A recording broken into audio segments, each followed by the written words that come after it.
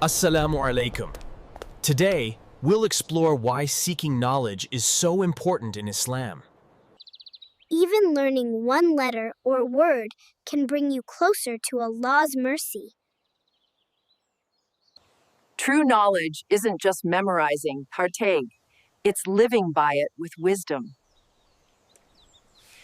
Our Prophet said, "Seeking knowledge is an obligation upon every Muslim." Today, we discovered the beauty of knowledge. Next time, we'll explore the value of patience in Islam. Don't miss it. Subscribe to join the journey. Knowledge is like light. When shared, it only grows brighter. From faith to science, knowledge guides us to make the world a better place. Dua connects the servant with his Lord.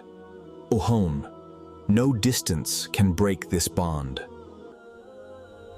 When all doors seem closed, dua opens a way you never imagined.